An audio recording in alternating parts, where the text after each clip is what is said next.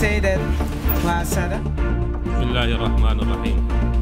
عێراق دەڵێت چیتر پێویستمان بە نێردەی تایبەتی نەتەوە یەکگرتوەکان نییە، بەڵام ئایا یۆنامی چۆن دروست بوو، ئەرچی چی بوو لە عێراق؟ ئەرچی نەتەوە یەکگرتوەکان بۆ عێراق کە بە یۆنامی ناسراوە لە ساڵی 2003 لەلایەن ئەنجومەنی ئاسایشەوە بە بڕیاری ژمارە 1500 دروستکرا و دواتریش لەسەر داخوازی عێراق لە ساڵی 2007ەوە کارکردنی یۆنامی لە عێراق بە شێوەی ساڵانە درێژکرایەوە. یۆنامی وەکو نوێنەرایەتیشی تایبەت هاتۆتە عێراق، هاوشێوەی نوێنەرایەتی ئەو ڕێکخراوە بۆ ئەفغانستان کە تاوەکو ئێستا لە وڵاتە بەردەوامە. یۆنامی لە عێراق 4 ئەرچی سەرەکی هەبووە.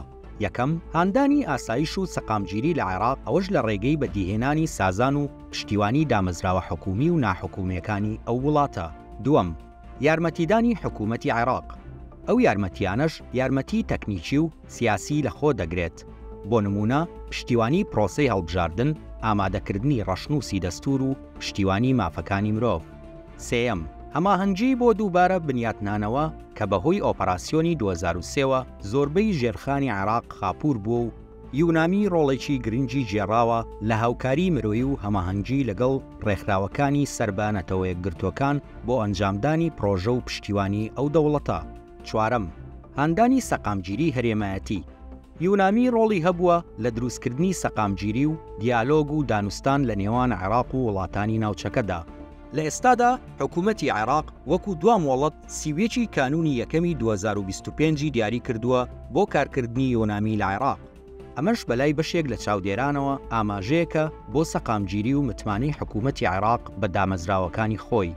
بەڵام پێدەچێت هۆکارێک بێت بۆ لاوازبوونی ئەو پشتیوانیە داراییانەی کە لەلایەن نەتەوە یەکگرتوەکان و وڵاتانی بەخشەرەوە بە عێراق دەبەخشرێت. جگە لە عێراق و ئەفغانستان، نەتەوە یەکگرتوەکان لەم ناوچانەی جیهاندا هێزی ئاشتی پارێز و ڕێکخراوی سربەخۆی لە ناو نزیکەی دەوڵاتی دیکە هەیە. یۆنامی لە عێراق 777 کارمەندی هەیە کە بەم شێوەیە دابەش بوون. کارمەندە ناوخۆیەکان کە بریتین لە 495 کارمەند. کارمەندە نێودەوڵەتیەکان کە ژمارەیان 280 کارمەندن. هەروەها 2 کارمەند بە خۆبەخشی کار دەکەن. بە بڕوای تۆ هۆکاری داخستنی یۆنامی لە عێراق چییە؟